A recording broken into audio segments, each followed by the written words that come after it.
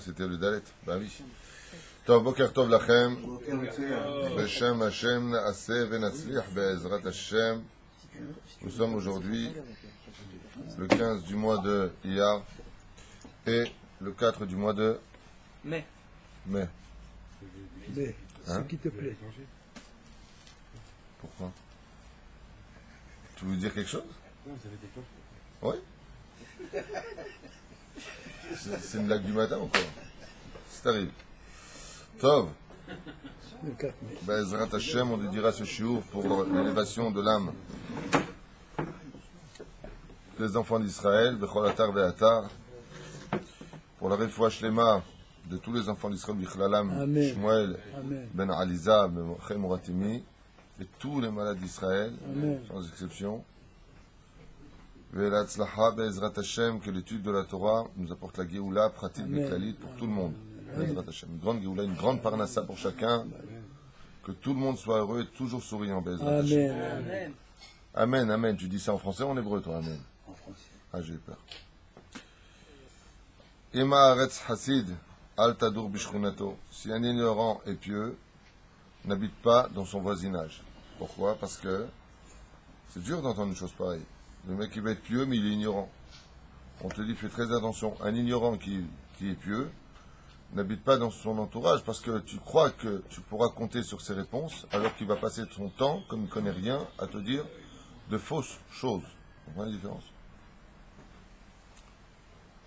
Kol bait shenishmaim bo divrei Torah shuveno necharav, toute demeure dans laquelle le ressenti des paroles de Torah ne sera jamais détruite. Donc vous avez bien compris. Donc si vous...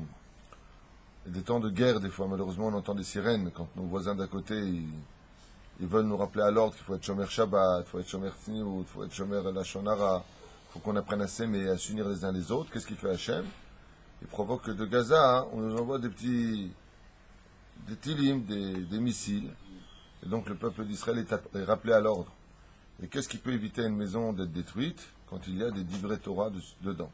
Quand la personne elle étudie du Zohar, par exemple, le tikkuné à Zohar dans la maison, c'est vraiment un dôme protecteur pour tout et dans tout. Même ceux qui entendent des bruits bizarres des fois chez eux. Je parle de vraiment, ils entendent des bruits bizarres, pas parce qu'il y a du vent et des courants d'air. Ils entendent vraiment des choses qui sont pour eux un petit peu paranormaux. Par exemple, il n'y a pas un meilleur cachard pour une maison que de lire du Zohar. Lisez du Zohar, lisez du Zohar Be'ezrat Hashem, et surtout de la joie de vivre, et vous verrez votre maison changer. Car c'est vrai que c'est l'homme qui fait l'endroit, mais il arrive que aussi certains endroits peuvent influencer sur l'homme. Voilà, c'était pour Rabbeinu Nachman Ibreslev pour ce matin. Maintenant, nous continuons, nous sommes dans le Tanakh avec Shaoul, qui n'est toujours pas roi, et qui par le biais du hasard, si je peux me permettre d'utiliser ce nom divin, Mikré, c'est aussi un des noms de Dieu, le hasard, c'est un des noms de Dieu. Donc vous voyez, quand les gens disent « je t'ai rencontré par hasard », ça veut dire par Dieu, eh bien, on s'était arrêté au fait que Shaoul avait l'air de la tribu de Benyamin, avait perdu ses atonotes, ses mulets, et puis, pour être certain de les retrouver, il alla s'adresser au prophète Samuel, Shmuel Hanavi, pour lui dire « toi qui vois tout et qui sais tout, pourrais-tu m'indiquer où sont mes atonotes, où sont mes mulets ?» Parce qu'il ne voulait pas revenir, et que son père, le voyant revenir sans les mulets, soit triste. Dans la Torah, vous vous rendez même pas compte à quel point... Bon, si les personnes qui ont dépassé l'âge des 45 ans comprendront un peu plus ce que je dis que ceux qui ont moins de 45 ans. Pourquoi? Parce que, déjà, à nous, à notre époque, bon, moi, j'ai pas 45 ans. Donc, je comprends pas ce que je dis, mais pour ceux qui comprennent.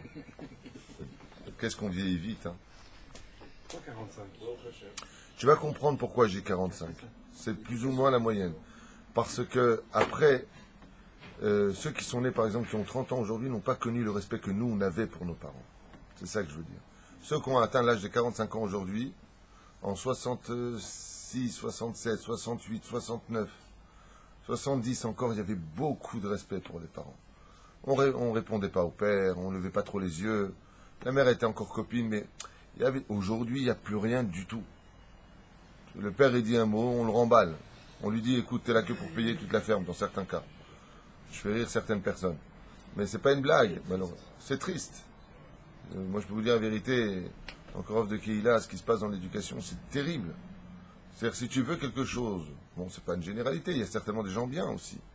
Si tu veux quelque chose de ton gosse, tu lui demandes l'opposé de ce que tu veux pour qu'il fasse ce que tu veux. C'est presque devenu un principe. Voilà. Rentre pas trop tard, il rentrera tard, ne va pas là-bas, il va là-bas, ne fais pas ça, il fera ça. On est dans une génération où, avant, on avait, par exemple, je sais pas, on n'osait pas, on n'aimait pas décevoir nos parents. On recherchait la fierté de nos parents. Aujourd'hui, je suis pas sûr que ça importe mes enfants. Je fais ce que je veux, t'inquiète pas. Aujourd'hui, d'ailleurs, il y a un nouveau slogan dans la jeunesse que j'entends partout. Altidag. Vous connaissez ce mot-là? Je vous fais tous rire. Non, mais c'est un truc de fou. Tu parles avec ton gosse qui a même 14 ans, 15 ans. Tu veux l'aider, t'es là, t'as les poils blancs. J'entends ça partout. Hein. T'inquiète pas. Hein? Alors lui, les Bressels, ils ont beaucoup d'émouna. Le problème qu'il y a, c'est que dès qu'ils se plantent, Abba. Ça, c'est clair. On ne peut pas leur en vouloir si on est dans la génération de Mashiach. Qui c'est qui a fait un thé? Je bois pas de thé, moi. C'est toi? C'est du café? Ça, c'est du café? Et pourquoi je vois le fond, alors? Pas la caméra, on dirait. Bon, d'accord. Allez. Puisque c'est la En génération. tout cas, je vous parlais de ça parce que le roi Shaoul, Alav Shalom, il ne voulait pas revenir. Il a dit quoi, mon père, il va me voir revenir sans l'annuler.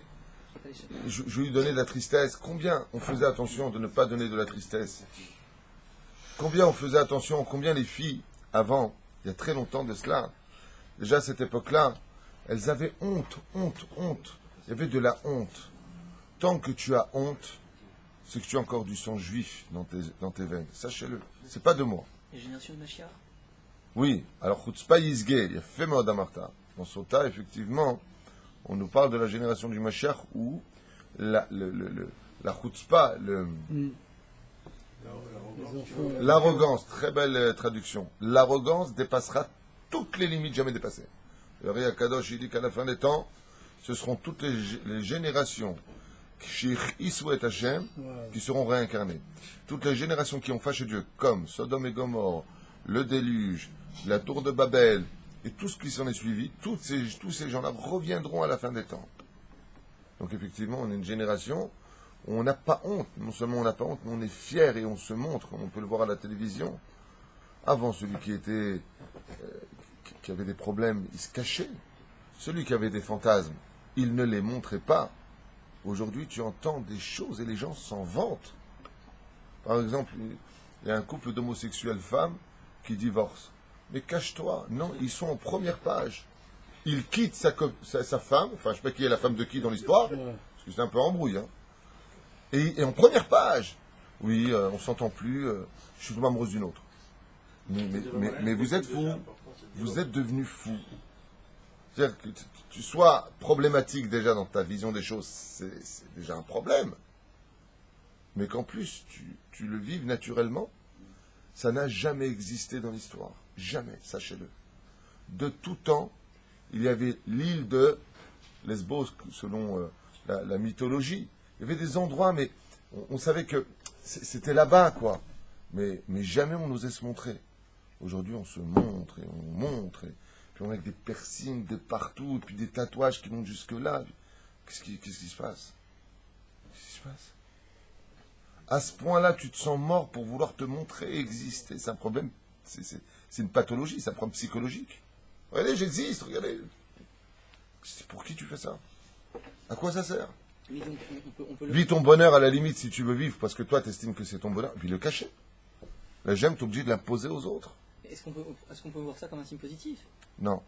Sachant que c'est marqué, puisque les générations de Mashiach, les Non. enfants sont retraînés. Non, mais il y a deux. Non. Pourquoi non? Pose Pose-moi la question, pourquoi non? Oh, ça c'est une question. Quand on veut des réponses, on pose des questions, on ne pose pas des réponses. Je vais te dire pourquoi non. Parce que d'un côté, la Gemara nous dit que la génération du Mashiach, elle sera arrogante au-delà de toute limite. De l'autre côté, la Torah nous dit, la Gemara nous dit, comment on reconnaît un juif? Il y a Femeod. Gever, Ashra Gever. Gever, c'est les initiales de Gomel Chesed. Il fera beaucoup de bien autour de lui. Ensuite, Bet, Baishanim. Il aura honte. Ah. Et ensuite, Rahmanim. Il aura de la pitié. S'il n'a pas ça, faut vérifier d'où vient son âme. Et tous les Ce enfants- qui fait que j'ai pas fini. Le Zohar Kadosh nous dit, comme c'est marqué dans le livre Avat Haïm, qu'à la fin des temps, le Aleinu velo Alechem, il arrivera que l'homme et la femme juive mettront des enfants au monde, où le corps sera juif parce que la mère est juive, mais l'âme est rêverav. C'est pas moi qui l'ai écrit. C'est marqué dans le Tikkun HaZohar, à la fin des temps, le rêverav, pourquoi il sera si dangereux? Parce qu'il ne sera plus à l'extérieur du peuple. Il sera dans le peuple. Quand tu vois un homme qui se lève contre la Torah, quand tu vois un homme qui n'a pas de pitié, quand tu vois un homme qui n'a pas de pitié pour son peuple, quand tu vois un homme qui n'a pas de patience, qui ne juge pas les capsroutes pour son peuple, il faut vérifier son âme, d'où est-ce qu'elle vient. Et là-bas, dans le Zohar Kadosh, il ramène. Dans le livre Ahavat Chaim, il le ramène en long et en large. Il dit que les parents qui auraient vu et qui se seraient assimilés des choses interdites comme des films toute la journée, l'ange là et là, quand il va chercher l'enfant, il va chercher une âme. S'ils sont purs, ils sont sur le chemin de la Torah. C'est dur ce que je dis, hein. Je suis désolé de le dire, mais moi-même je viens. Mais c'est toujours récupérable. Quand tu dors la nuit, ton âme elle se répare. Ah, ce qui a marqué, je ne le changerai pas pour vos beaux yeux. Si les parents sont assimilés et qu'ils ne font attention à rien, l'âme qui vient dans ce monde, c'est une âme qui vient ou du Gehinam, donc il y a besoin de se réparer. C'est pas méchant. Parce qu'elle a fauté dans la vie passée, donc elle aura beaucoup à réparer. Elle va naître coléreuse, elle va renaître dans les conditions dans lesquelles elle est née.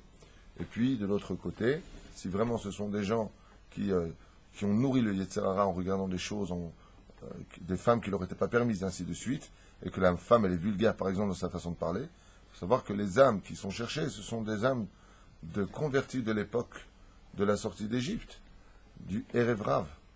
Que ce soit du Erev Rav ou un tikkun, ou quelle que soit la raison, c'est quand même un signe de la Géoula prochaine. Donc c'est à voir positivement. Non, il y a du positif parce que c'est un signe. Les mains d'Abardomé, c'est comme si je te dis, le jour où tu te casseras le bras, Chaz Shalom, ok, ce sera la Géoula. C'est une bonne nouvelle? Allez, vas-y, parle.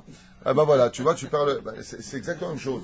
Le jour où tu meurs, tu as la Géoula. C'est pas une bonne nouvelle. C'est ce que je suis en train de t'annoncer. C'est pour ça que la Gemara nous dit, il y en a qui disaient, Yeratzon que je ne sois surtout pas vivant quand tu auras Mashiach, et il y en a qui disaient, Yeratzon que je sois vivant.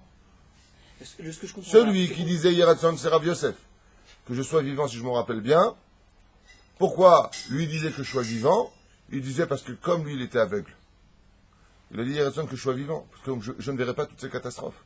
Ça veut dire que pour vivre la génération du Mashiach, il faut presque devenir aveugle pour ne pas être dérangé de ce que l'on verra.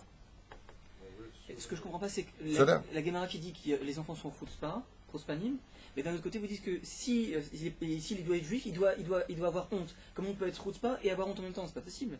C'est donc qu'il y a un problème dans Leur âme. Oui. Si je peux me permettre quelque chose de difficile à entendre, pourquoi est-ce que la génération qui est sortie d'Égypte sont tous morts dans le désert? Pourquoi? Parce qu'il y avait un peu des rêves avant eux. On est arrivé au 49e palier, mais pas le 50e. Il manquait quelque chose. Et c'est pas moi qui l'ai enseigné, hein. Pour celui qui veut étudier la Torah avec des yeux honnêtes, combien de fois même Dieu s'est plaint? Jusqu'à quand ce peuple? Pas moi qui l'ai dit. Mais c'est toute la magnificence du peuple d'Israël. Le peuple d'Israël, comme on dit en tunisien, c'est à la badou. C'est là. Il y a tout dedans. Et des fois, l'âme, elle se mélange. Elle se mélange à d'autres âmes pendant le sommeil. On n'est pas vraiment seul. D'abord, on ne se comprend pas nous-mêmes. Je ne comprends pas ce qui me prend. Je ne sais pas ce que j'ai.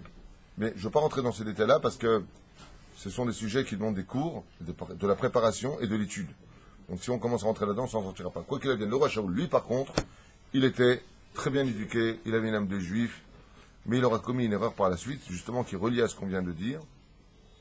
C'est que de lui sera dit un proverbe négatif. Tout celui qui a de la cruauté pour les tzadikim, tout celui qui a de la bonté pour les mécréants finira par avoir de la cruauté pour les tzadikim.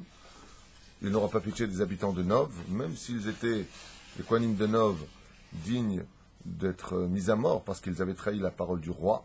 Donc tout celui qui est Mored Vemalchut, Chayav Mita. Mais le roi Shaoul ici présent est un homme parfait. Il n'a eu qu'une seule faute toute sa vie durant. Tu te rends compte, Igal? Une faute toute sa vie. C'est une seule faute.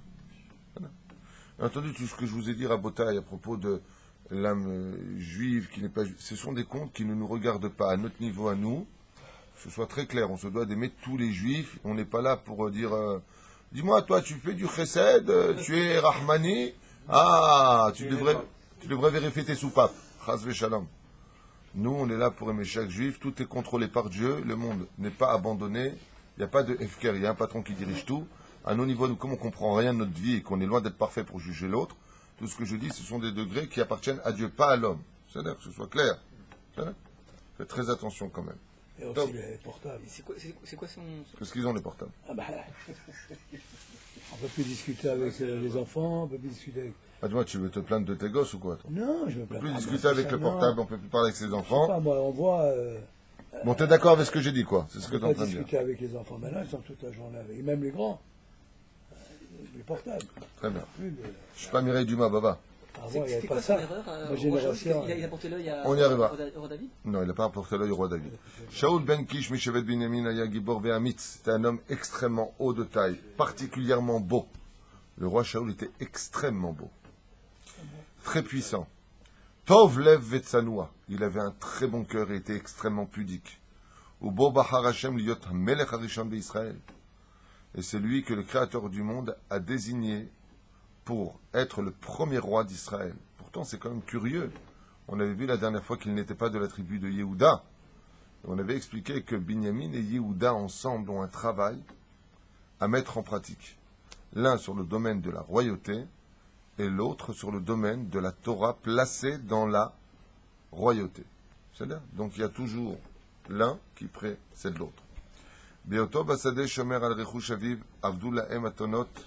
Ça, on l'avait fait. Ve'amdou l'achzor, amar anar le Shaul, nimtsaim anachnu be'iro, shel Shmuel hanavi, abba venelech elav, v'nishalu echan atonot. Donc, ce que je vous ai dit. Ils sont partis voir le prophète Samuel pour que son roi HaKodesh leur indique exactement où se trouverait leur atonot.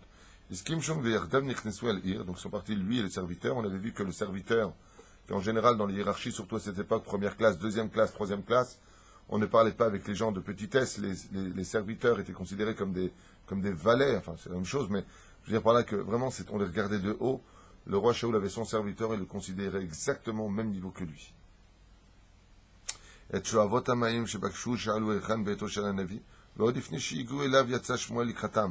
Avant même qu'il n'arrive à la maison du prophète Samuel, le prophète Samuel de roi HaKodesh, grâce à son esprit divin, est venu vers eux. Hashem shalachoto va'amar lo latzet likrat ha'ish yeh melech Israël. Pourquoi donc il est parti vers lui d'abord? Parce qu'il savait qu'il allait se retrouver devant le futur roi d'Israël. Shaul lo ikir et hanavi ksheshalo echan bet amanig eshiv lo Shmuel ani où. Quand il a rencontré, il n'a pas reconnu, il lui a dit où est-ce qu'il est la maison du dirigeant du peuple d'Israël, en parlant de qui? De Shmuel hanavi. Regardez l'humilité de Shmuel hanavi. Qui était le petit roi d'Israël à cette époque? C'est lui, et c'est lui-même qui va donner la royauté à autrui. C'est dur d'être champion du monde et de donner sa couronne à un étranger quelque part. Ani où? Il lui a dit c'est moi. She'alna kol ma shitirtze ve'eshiv lecha. Et il lui a dit demande-moi tout ce que tu veux et je te répondrai. Il lui a dit ma mispere à l'auto à Shavua. Non. Quels sont les numéros du loto de la semaine? J'avais dit dans cette une blague. Il lui a dit demande-moi tout ce que tu veux et je te répondrai. Il dit vrai Shmuel lo matzuchen be'enei HaKadosh Baruch Hu.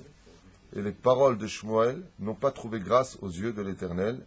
HaKadosh Baruch Hu n'a pas aimé la façon dont Shmuel s'est comporté vis-à-vis du roi Shaul en disant demande-moi tout ce que tu veux, je te répondrai. Aya elav le'agid Hashem yasim devaro bepi ve'ani agid lecha ma yomar. Il aurait dû dire demande-moi ce que tu veux et si tu veux, Dieu mettra les bonnes paroles dans ma bouche pour te répondre. Et là, Shmuel, un avis, il a commis une petite erreur. C'est qu'il a dit, demande-moi ce que tu veux et je te répondrai. Il a manqué de anava, c'est-à-dire d'humilité. Eyot velo amar kach ela et pa'er betafkido ou bechalto le'ashiv alakol. C'est vrai qu'il était capable de le faire, grâce à Dieu, mais il n'a pas ramené Dieu dans cette histoire. De là, ça Moussar Eskel, pour un petit peu actualiser notre étude. Fais très attention quand tu as des affaires. Tu réussis, puis à un moment tu dis, ah, de toute façon, moi je m'en sors toujours. Hachem, il te dit, tu t'en sors jamais. C'est moi qui t'en sors toujours. Donc n'oublie pas de dire avec l'aide d'Hachem, je m'en sortirai. Toujours comme ça, tu parles. Mets Hachem avec toi. Et on a vu ici que le prophète Samuel n'a pas mis Hachem complice dans sa destinée. Ça n'a pas plu aux yeux de Dieu. Et Yod velo amar kach ela itpaer betafkido biecholto leashiv al hakol. Ne'aynash kshamad laamlich et hamelech hasheni shel Israël et techen me'amav shel Ishai. Comment est-ce qu'il a été puni, à part toi? Comment il a été puni? Baruch. Comment, d'après toi, le prophète Samuel a-t-il été puni? Non. David, j'ai pas de réponse. Vous vous rappelez qui est le deuxième roi d'Israël? Le deuxième roi d'Israël. David. Il y en a eu un entre-temps. Il y a eu Méphibosheth qui a été roi aussi pendant 2 ans. Mais on ne parle pas de cette royauté parce qu'elle a été volée, cette royauté, entre guillemets.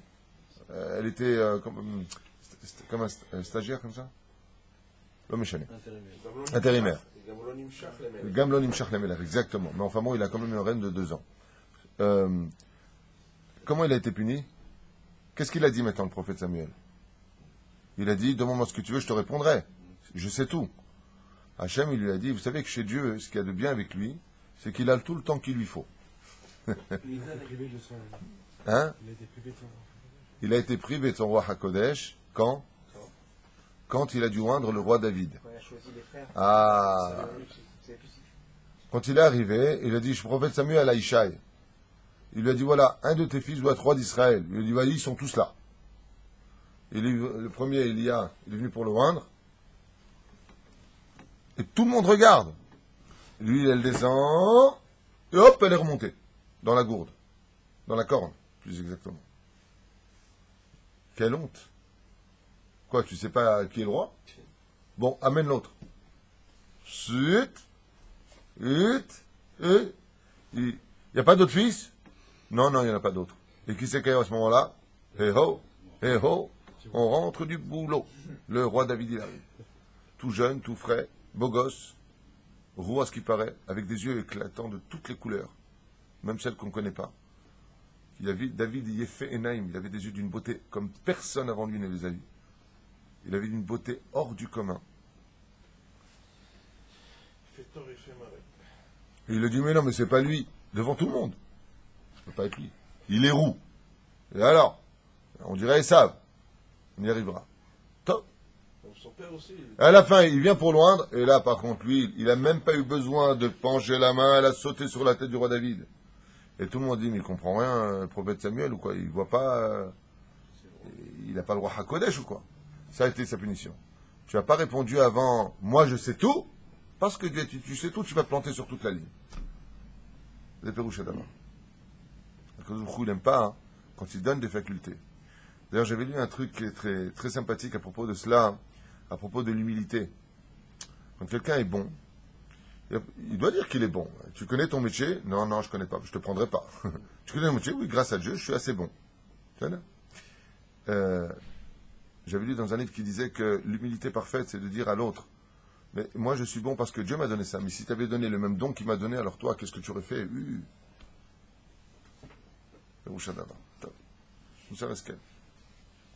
Et Yod velo amar ela et paer, quand il est venu, donc, Mbanav, lo yada mi ou aben, il n'a pas su savoir un ifrar le mloucha, qui serait le futur roi d'Israël. Le roi Shaoul maintenant devient roi d'Israël. Bisaouda, Shenerechel, Bevet Shmoed, ils ont invité à la maison, ils ont bien entendu fait ce que chacun se doit de faire, inviter une personne à manger. Et pourquoi est-il si important d'inviter une personne à manger? Pourquoi Achnasat Orchim? D'ailleurs, qui est une des plus grandes ségoulas pour avoir un enfant, vous pratiquez la misère de Achnasat Orchim. Vous invitez des gens chez vous, Dieu fera sortir quelqu'un de votre ventre, de vos entrailles, de votre maison. C'est là? C'est Péroucha d'abord. Omer Bisouda, Nerechel, Bevet Shmoel. Et pourquoi? Parce que la première Séouda qui a été faite a été catastrophique. C'est quoi la première Séouda qui a engendré la mort dans le monde? L'arbre de la connaissance du bien et du mal. Qui est un invité? Le serpent. Le serpent, il s'est invité et ils ont commencé à consommer. C'est pour ça que nous avons la misère de Achnasat Orchim, d'inviter les gens, les Shem Shamayim. C'est-à-dire réparer la faute originelle. Ashrem Shizoché les heureux l'homme qui a le sroud de pouvoir inviter à sa table beaucoup de gens, beaucoup de pauvres, Bezrat Hashem, pauvres de l'esprit ou pauvres du porte-monnaie. Ce qui compte, c'est qu'ils leur apportent quelque chose, c'est qu'ils leur donnent Bezrat Hashem et surtout leur apportent de la joie et le sourire. Bezrat Hashem. Sherba, Ishtatev Shaoul, Lakar Shmuel, Par Shemen. Et à ce moment-là, pendant le repas, le prophète Samuel a pris Par Shemen, l'huile d'onction, et Yatzak Beletocho al Rocho Shel Shaoul. Et pendant qu'il mangeait, ou à la fin du repas, c'est pas précisé ici, le prophète Samuel a versé de l'huile sur la tête, et donc il a oint, tout simplement, de Shaoul. Nishek Oto ve'amar. Ze'ata mashachotra Hashem. Qu'est-ce qu'il y a? C'est la preuve que la Torah est une. C'est la preuve que la Torah est une. Effectivement, c'est de l'huile d'olive, tout à fait. Les melech, il lui a eu d'ailleurs mis sur les cheveux de l'huile. Après, il a mis un petit peu de pommes de terre coupées. Après, du thon, un peu d'harissa. C'est ça que tu veux dire? Tov. ואתה לך לדרכך וסימן, אתן לך לדברי נכונים, שתגיע לגבול בנימין, תפגוש שני אנשים שיבשרו לך על מציאת האתונות של אביך. Tu peux rentrer en paix chez toi, car deux hommes sur la route viendront avec tes mulets et te le remettront. Misham tamshich lalechet ad Elon Tavor. Et jusque-là, tu iras et tu prendras la direction de Elon Tavor. Sham tivgosh losha anashim olchim levet El. Et là-bas, tu rencontreras 3 personnes qui iront à Beth El, qui est Yerushalayim. Aisha echad issa shlosha gedaim. Le premier d'entre eux marchera avec 3 chevreaux. Hasheni yarzik beyado shlosha kikarot lechem. Le deuxième tiendra dans ses mains 3 morceaux de pain. Uvashlishi nevel yaim tiendra lui une gourde de vin. Ha'anashim yisha'alu lishlomcha u'etenu lecha shne kikarot lechem. Ils te poseront la question en te demandant comment vas-tu et te remettront 2 de leurs pains.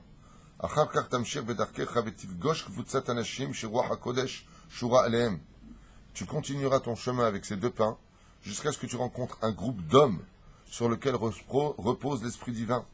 Ve'em mitnabeim, car ce seront des prophètes. Et ils prophétiseront. Ve'az tiye gam alecha ruach Hashem. Et parmi eux, toi aussi, tu seras investi de l'Esprit divin. Ve'aita leishacher. Et le Shaoul que tu viens d'être ne sera plus jamais, car tu monteras d'un tel degré. Vous savez que les anges qui nous accompagnent, chaque personne a un ange qui l'accompagne. S'il monte de degré, l'ange qui l'accompagne s'en va et vient un autre plus important. On a vu ça avec les médecins. Un généraliste a un ange qui est un sous-fifre de l'ange Raphaël. S'il devient professeur, il a Raphaël près de lui directement. On monte de hiérarchie. Qu'est-ce qui fait que l'ange est plus ou moins important?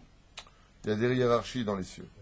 C'est comme à l'armée. Pourquoi tout ce qui existe sur Terre est si important pour diriger le monde? Un caporal, c'est pas un sergent. Un sergent, c'est pas un lieutenant. Et un lieutenant, c'est pas un capitaine ni un commandant. Pourquoi? Quand le commandant de base donne des ordres au lieutenant, ils doivent être accomplis par le sergent-chef, le sergent, et ainsi de suite. Il y a des hiérarchies. Les anges d'en haut ont des postes et des hiérarchies. D'accord. Ça dépend que de leur midote. Qu'est-ce qui fait qu'un ange est... Comme ils n'ont plus de libre arbitre, enfin ils en ont, mais bon, ils sont devant un chef. T'expliques comme ça. C'est un sujet pour lui-même auquel je refuse de répondre parce que là on quitterait le roi Shaoul. Là on est dans le roi Shaoul. C'est des midotes ou pas des midotes? Non. Ce matin, tu es venu à Et Nes. Mitkaimo, Henri, prends ton cachet. Et Mitkaimo, Kola Devarim Asher Amarti Lecha. Si tu verras que tout ce que je t'ai dit c'est réalisé, Da Lecha Shatati Melech al Israël. Si tu vois que tout ce que j'ai dit c'est réalisé, alors tu comprendras que tu es le roi d'Israël. Achen Lech.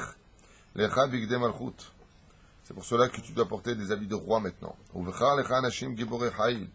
Et choisis parmi ton peuple des gens qui soient vaillants. Afin qu'ils t'accompagnent, qu'ils soient avec toi. 7 jours d'affilée. Pourquoi? Parce qu'un roi ne marche jamais seul. Comme il n'est pas bon qu'un rave marche seul. Toujours qu'un rave soit accompagné en général. Parce qu'il représente la malchoute de la Torah. Comme c'est marqué, il y a plusieurs kétarim, plusieurs couronnes dans le judaïsme. Il y a Keter Torah, Keter Malchut, Keter Keuna, et Keter Shem Tov Al Gebehen. Un homme d'une bonne renommée aussi ne doit pas marcher seul. Des fois, les parents ils partent et les fils ont pris la route. C'est pas bien. Il faut toujours attendre Bezrat Hashem son papa pour accompagner son père. Son père, c'est un keter. C'est une couronne. Il est roi de sa maison. Hein? Mais il n'est pas roi de sa femme dans cette génération. Ah, c'est sûr. Ça, c'est sûr.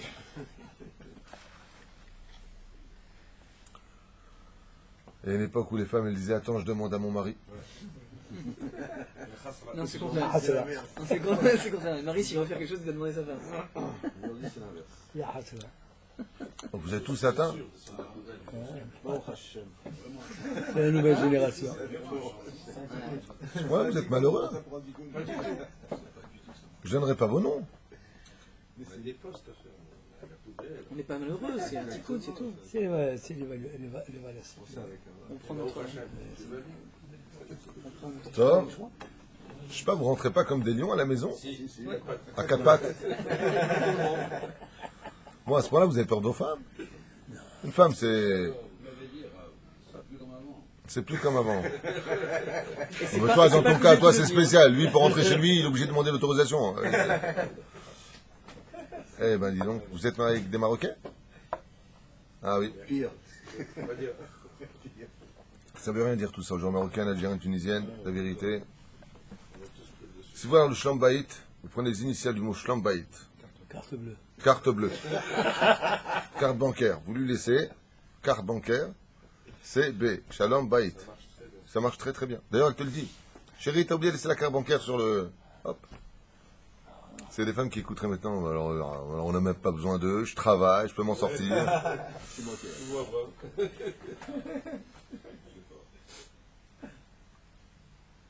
C'est dommage. Hein? C'est notre faute, les fautes des hommes. C'est vrai. On n'a pas su. Ah, mon Dieu. Ils ont eu besoin d'aller travailler. C'est un sujet pour lui-même, Rabotaille, mais les femmes ont changé aussi. Les femmes de cette génération ont changé, elles sont devenues indépendantes. Il y a beaucoup à dire sur ce sujet-là. Et puis les lois les protègent beaucoup plus qu'avant, ce qui n'est pas un tort quelque part.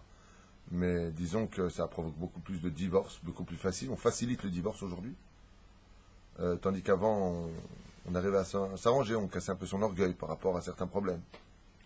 Et puis les parents ne se mêlaient pas comme aujourd'hui. Aujourd'hui, les parents se mêlent de tout. Il faut toujours qu'ils se la ramènent. Ma fille, c'est pas une ceci, et toi, tu n'es pas cela, et tu n'es pas content, c'est pareil. Ma fille, tu n'es pas une orpheline. Pourquoi ils se mêlent? S'ils peuvent aider pour améliorer, ça va. Top. Jamais rahim. Mais les divorces sont donnés par la rabbanoute aujourd'hui, c'est pas... Ça n'a rien à voir. Aujourd'hui, les gens n'ont plus peur de divorcer. Ils font leurs calculs aujourd'hui. C'est des calculs pécuniers. Bon, alors si je divorce, maximum, tac, tac. De toute façon, qu'est-ce qui m'apporte? C'est calculé. C'est dur à dire. Hein. Bon, d'un côté, il est sympathique, de l'autre côté, il ne m'apporte rien. De l'autre côté, il n'est pas ceci, de l'autre côté... Mais c'est ton mari, Dieu te l'a donné, si tu veux. Si tu veux, il n'y a que quand on perd qu'on se rappelle. Ce que vous dites n'est pas tout à fait ça dans le milieu religieux quand même. Il y a le milieu religieux, il y a toujours cette émouna de l'homme. Je parle de façon générale. Ah, mais c'est la rabbanoute qui donne...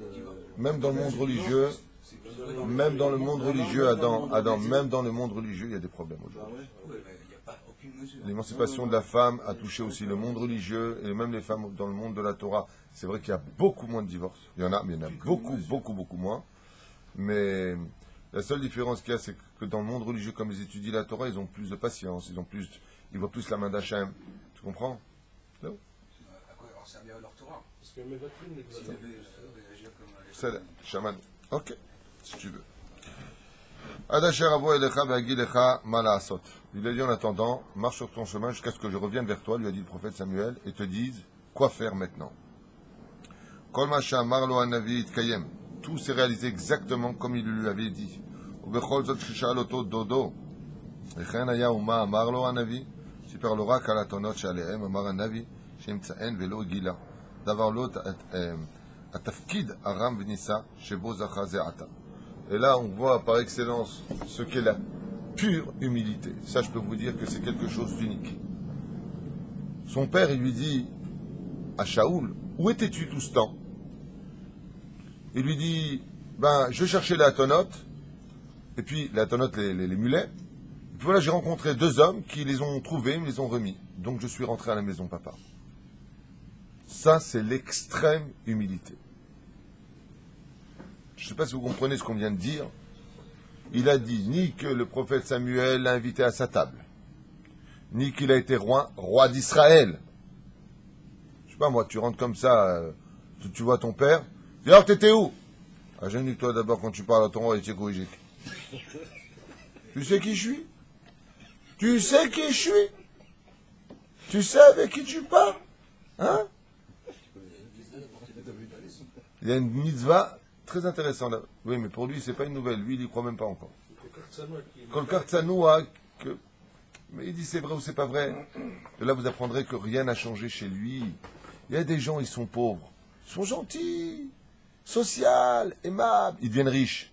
Ils disent plus bonjour à personne. Il y a des gens, ils étaient au chômage. Ils parlaient gentiment. Puis ils ont pris un poste. Puis ils sont montés en hiérarchie. Ils ne parlent plus à ceux qui sont en bas. Lui, ce grand personnage qui est le roi Shaoul, qu'il soit le dernier du peuple ou le premier du peuple, il n'y a rien qui change chez lui. Ça, c'est la vraie humilité. C'est pour ça que la Torah vient nous dire à propos de Moshe Rabbeinu alav shalom, de Yaakov Avinu, de Avraham Avinu, de David Amelech et de tous les grands d'Israël. Pourquoi il est marqué à chaque fois Vayomer Avraham, Avraham, Vayomer Ineni? Il y a beaucoup d'explications. Une d'entre elles vient nous enseigner que quand il appelait Avraham, avant qu'il appelle, c'était Avraham, et quand il a appelé, qu'il était Avraham. Il n'y a rien qui a changé chez lui. Il n'a pas... je sais pas, quand des fois tu es avec des gens, et que tu vois un ministre qui vient... Oui, je le connais, tu plaisantes, j'étais avec lui la dernière fois. C'était où, Roger? Roger, c'était où qu'on était avec lui? Il faut qu'il raconte à tout le monde qu'il a été avec lui, que c'est un manque d'humilité. C'est pas méchant, il n'y a rien de grave, mais c'est un manque d'humilité. Tu as besoin de dire... Mais là, s'il a rencontré qui? Hein? C'est comme si je te dis, dans la génération, t'as rencontré, t'es parti manger chez le Rav Ovadia Yosef en privé, et il t'a nommé, et il t'a dit que tu serais futur président du peuple d'Israël. Et tu viens, et tu rencontres moi, et tu dis rien. Hein? Alors, commence à prêcher un Tunisien. Bon, je dis rien, voilà, je dis rien. Tu veux, je te dis un truc, tu dis à personne. Tu dis à personne, hein? Le problème qu'il y a, c'est que les Tunisiens, on va raconter ça à tout le monde, et tout le monde est censé ne pas être au courant. C'est génial. Mais c'est un secret. Tu dis pas. Hein? Je tabarre chez moi là. Essayez-vous comme ça. Le mec qui rentre chez lui, il a été augmenté. Toute la terre doit le savoir. Moi, on m'a augmenté, moi, on m'a augmenté. D'accord ou non? Toi, tu étais dans les écoles. Non, moi, j'étais dans le prêt-à-porter. Dans le prêt-à-laisser. Prêt-à-porter. Tov. Agnel. Et quand tu es devenu riche, tu étais toujours le même.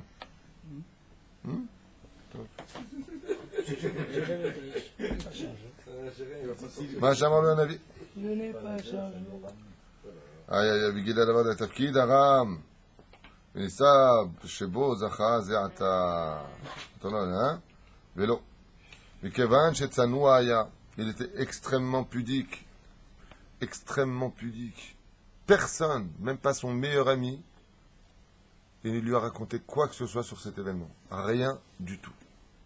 C'est un petit peu comme les riches et les mythos riches. C'est quoi un riche? Mon Rav, il a donné un très beau machal.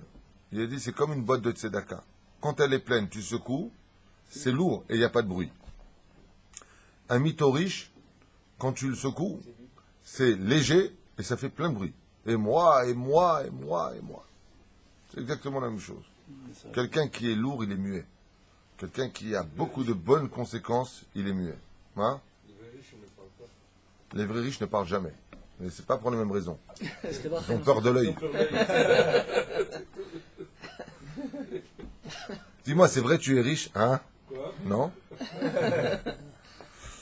אמר הקדוש ברוך הוא מפני שלא יתפאר ולא סיפר בקול גדול על היותו מלך ישראל. יזכה ותצא ממנו. Alors là, j'ai une question à vous poser. Essayez de réfléchir intelligemment. Ça va être dur. Pourquoi intelligemment? Parce que vous pouvez trouver. Adam. Quel salaire aurait eu le roi Shaoul d'être resté extrêmement pudique dans la gloire dans laquelle il venait d'être placé? Quel salaire, d'après vous, il aurait eu? Les enfants, quand on est à la tsniout. Il a fait, donc là, il vous met déjà sur la route.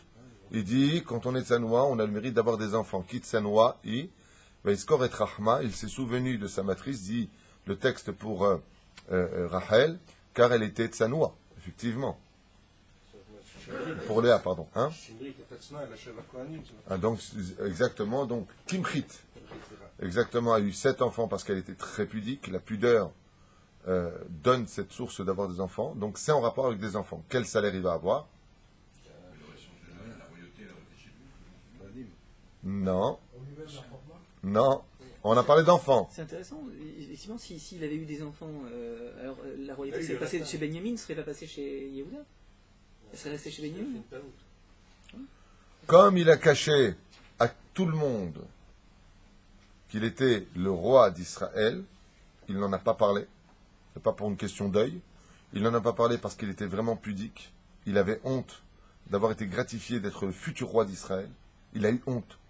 Il dit, mais comment on peut me prendre moi? Moi, je suis tellement rien. Quand les gens le voyaient, alors bien, tu peux me donner la caisse qui est là-bas? Oui, bien sûr. Mais tu parles au futur roi d'Israël, il a été ouin. Tu te rends compte? Et il disait rien. Akadosh Baruch Hu, il aime tellement la pudeur, il aime tellement l'humilité, que si tu veux exister, deviens rien, et tu existeras pour toujours. Mais si tu veux exister aux dépens des autres, et moi, et moi, et moi, le jour où tu pars, 3, 4 ans plus tard, plus personne ne se rappelle de toi. Allez, j'exagère. 30 ans plus tard. Allez, maximum. Donc, quel salaire il a eu? Qu'on se souvienne de lui. Alors, je vous ai donné la réponse en allusion. Non, comme il a caché sa grandeur, bon, on n'a pas le temps, Dieu lui a donné tout simplement que Esther sauvera le peuple juif, descendant direct du roi Shaoul. Esther est venue dans la descendance du roi Shaoul, celle qui sauvera le peuple d'Israël, parce que tu as caché ta gloire et ta royauté. Chayecha, que Esther, qui vient du mot caché, la cachette, sortira de toi. Parce que tu as caché, une grande reine se lèvera pour le peuple d'Israël et libérera le peuple d'Israël. Esther est née par le mérite du roi Shaoul. Dans les cieux, quand tu as dans ta descendance un tzaddik, oh, tu dis quel rapport avec moi? Pas du tout. La lumière du tzaddik qui naîtra dans ta génération sera si forte qu'elle est capable d'éclairer le passé et l'avenir. Le tzaddik qui naît dans une génération, c'est comme une lumière dans une pièce qui éclairera les 4 coins de la pièce. C'est pas rien d'avoir un tzaddik qui vient de soi. Le Moshe Rabbeinu alav Hashem l'a dit quand il a vu Rabbi Eliezer ben Orkanos. Pardon. Mais Tzetzai, Mechalatzai plus exactement. Que celui-ci soit de ma descendance. Quel srouk d'avoir un tzaddik qui vient de sa descendance. Et Hachem lui a dit, puisque tu as caché, sortira de sa cachette une grande princesse d'Israël qui deviendra la sauveuse du peuple d'Israël. J'ai nommé Esther et Mordechai, qui sont descendants du roi Shaoul. Exactement. C'est là. Quel est l'événement qui a fait qu'il a perdu cette qualité? Il n'a pas tué Agag. Oh, il a fait méode. L'usure du pouvoir ou c'est... L'usure du pouvoir. Tu as de grands mots aujourd'hui. L'usure du pouvoir. Alors, qu'est-ce que tu veux chez moi? Non, c'est la faute qu'il a fait pour laquelle il a été puni. Il dit ici qu'il est curieux de voir qu'un homme si tellement de sanoua, qu'il a eu honte, qu'il n'a rien dévoilé, effectivement, et puis voilà qu'après 2 ans de règne, il commettra l'erreur fatale que l'on lira plus tard de ne pas tuer le roi Agag, roi des Philistins, roi des Amalicites, pardon. Et puis, il sera destitué par le même prophète, le prophète Samuel, et puis voilà que non seulement il ne remettra pas la couronne comme il aurait dû le faire au roi David, mais il luttera contre le roi David, ne voulant plus jamais quitter la couronne d'Israël. Et de là, on a Moussar Eskel. On a un enseignement des sages qui dit que quand l'homme monte très haut dans le pouvoir, ou à un certain degré, il aura beaucoup de mal à redescendre. Car le pouvoir influence énormément sur la personne. Et on l'a vu par des hommes politiques sur lesquels le peuple d'Israël a placé sa confiance et qui ont déçu. Il y a des gens qui ont promis de ne jamais faire ceci et de ne jamais faire cela. Et puis quand ils ont eu le pouvoir, on leur a fait confiance, ils ont été les premiers à trahir leurs paroles. Pourquoi? Parce que le siège en cuir sur lequel ils se sont assis a commencé à influencer, et puis ils veulent plaire maintenant plus aux nations du monde qu'à Dieu. Et puis plus à l'opinion politique qu'à la volonté du peuple. Résultat des courses, ils ont oublié qu'ils ont été élus par le peuple. Et que si aujourd'hui ils ont une voiture noire avec un chauffeur qui leur ouvre la porte, c'est parce que le peuple leur a fait confiance. Mais c'est marqué qu'au départ, les enfants d'Israël, ils ont demandé un roi. Et Dieu, ça veut dire Shaoul Hanavi, il n'était pas tellement d'accord de tout ça. Shaoul Hanavi. Shmuel Hanavi, il n'était pas d'accord de tout ça. Et ils l'ont forcé. On a expliqué pourquoi. Parce qu'il voulait un roi comme les nations du Voilà. monde. Alors quelque part, oui, je sais, mais alors quelque part aussi, Dieu n'était pas tellement d'accord de tout ça aussi. Que David Amer, que Terre, il était plus, mais à bassiste, de la base, on aurait pu voir que David Amer était plus aimé par Dieu que Shaoul. C'est-à-dire que, mais à un travail, il n'avait aucune chance de rester roi. Yesh baiser machu. Ta question, elle fait peur parce que si j'y réponds, on rentre dans des complications du libre arbitre très compliquées. Sa réflexion est très juste. Il dit, mais malgré tout, il n'est pas de la tribu d'Yehuda. Il devait de toute façon quitter son poste pour le laisser au roi David qui vient de la tribu d'Yehuda. Et puis le roi David était prévu depuis la création du monde qu'il soit roi d'Israël. Donc il faut arrêter de jouer au chat à la souris. C'est ce que tu as en parlant. C'est une très bonne réflexion, je te l'avoue. Mais les mains d'Avardomé, à quoi ça ressemble? Un jour, un père a dit à son fils, écoute, je te donne la boutique entre les mains, mais ne me déçois jamais, et quand je te demande de déplacer quelque chose, fais-le tout de suite. À la moindre erreur, tu perds ton poste. Ah, très bien. Et puis voilà que le temps passe, et puis j'ai en tête de mettre l'autre fils. Alors je vais te demander, tu peux me lever ce meuble, tu me le mets là-bas? Puis tu vas alors le faire, puis tu vas pas réussir à le faire. Je dis, mais je t'avais demandé de le faire. Pourquoi tu l'as pas fait? C'était un peu lourd pour moi. Désolé, tu as perdu ton poste. Toi, prends sa place. C'est ce qu'il y avait marqué dans le contrat. Tu déplaces pas ce que je te demande. Ainsi a fait Hachem. Kadosh Baruch Hu, sans rentrer trop dans les détails, parce que ça fait peur d'entendre ça.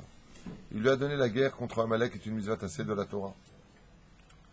Et il savait comment allait réagir le roi Shaoul. Quelque part, Dieu se sert de nos erreurs pour surfer ses programmes dessus.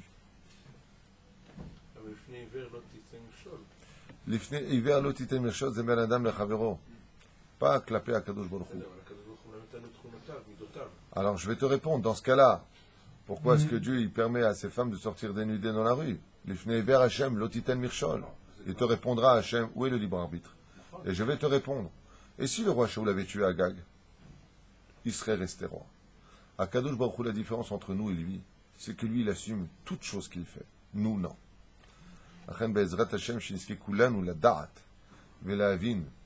Pour ce tanar d'aujourd'hui, que plus une personne sera tsanoua dans ce monde, dans son tafkid, et plus Akadosh Baruch Hu Bezrat Hashem yagbia et shmo ba'olam hazeh, ve'yeh Bezrat Hashem mukar, me'al kol hamazalot Bezrat Hashem.